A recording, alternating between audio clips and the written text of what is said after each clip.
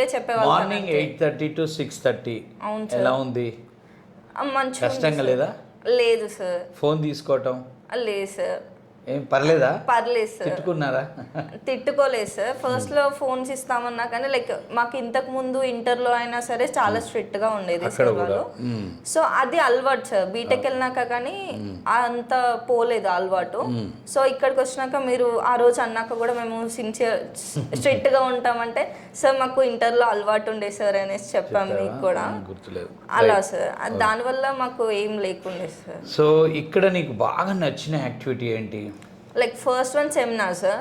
పొద్దున్నే రాగానే like fresh మైండ్తో ఉంటాము. హౌ మెనీ సెమినార్స్ అంటే ఈ 6 months లో నువ్వు ఎన్ని అబ్సెంట్స్ చేసి ఉంటావు? Like maybe 15 sir. Health issues వల్ల ఒక 15 సార్లు రాలే. సో ఓవరాల్గా సెమినార్ ఎన్నిసార్లు పార్టిసిపేట్ చేసినావు? Maximum sir everyday sir. అంటే ఇప్పుడు మరి అట్లా అనుకుంటే 150 రోజుల్లో 10 రోజులు తీసినా నువ్వు 130 to 140 times dais ఎక్కావు.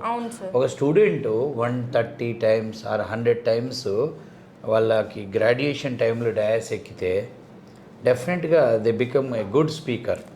They won't have any stage fear. They will enjoy when they want to speak in front of the people. Right, okay. So you are utilized it. Is it helped you so much sir? అంటే starting భయం ఉండేనా? ఫస్ట్లో భయం ఉండేది sir. అంటే first ఒక 3 days భయం లేకుండే సార్. ఎందుకంటే ఎవరు మనకు తెలియదు కదా, ఏం మాట్లాడినా ఏం కాదు అనిపించేది. నెక్స్ట్ ఒక 2 days అయినాక తెలుస్తారు కదా, అప్పుడు భయం అనిపించేది. ఎలా మాట్లాడితే ఎలా తీసుకుంటారు, లైక్ ఏమని అనుకుంటారు అనేసి. తర్వాత అర్థమైంది సార్, ఎవరు ఏమనుకున్నా కానీ మనం చెప్పే విధంగా మనం చెప్పాలి. ఎందుకంటే మనం సబ్జెక్ట్ నేర్చుకున్నాం కాబట్టి.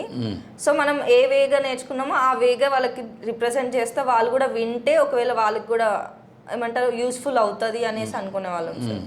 అది చాలా హెల్ప్ఫుల్ అయింది సార్. అండ్ నెక్స్ట్ వచ్చేసి ఎగ్జామ్స్. మనం ఏం రాసినా లైక్ ముందు ఏం ప్రిపేర్ అయ్యామో దాని మీద ఎగ్జామ్స్ రాస్తే మనకు కూడా రీకాల్ అవుతూ ఉంటుంది. ఇవాళ ఏం చదవాలన్న టాపిక్ మనకు తెలుస్తుంది. ముందు ఏం చదివామో ఇవాళ ఏం చదవాలి అనేసి.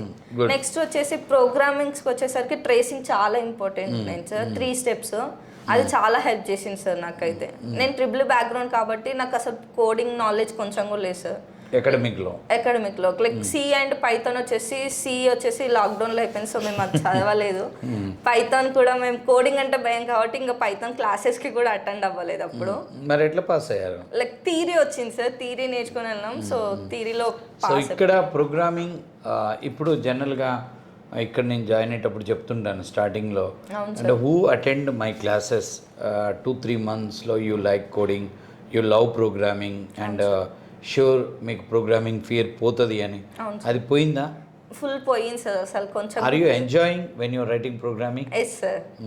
Is it useful? చాలా. కోడింగ్ ఒక లెవెల్కి వెళ్ళిపోయావు. అవును సార్.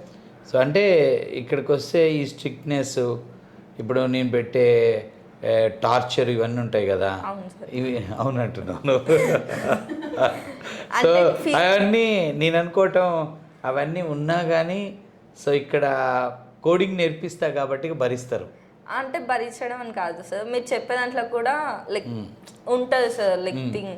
సో మేము అలా థింక్ చేస్తే అంటే తిడుతున్నారు ఏంటి సార్ అని అనుకోవచ్చు. కానీ మనం మంచి విధంగా ఆలోచిస్తే సార్ కూడా మనకు మంచి కోసమే చెప్పారు. అంటే ఎన్విరాన్మెంట్ని సో ఫుల్ ఒక లైక్ మిలిటరీ జోన్ లాగా మెయింటైన్ చేస్తాం. అవును సార్, అట్లానే ఉంది. కరెక్టేనా? అవును సార్. మిలిటరీ జోన్ ఇప్పుడు ఈ ఎన్విరాన్మెంట్కి వచ్చారంటే అది మిలిటరీ జోన్లా ఉంటుంది.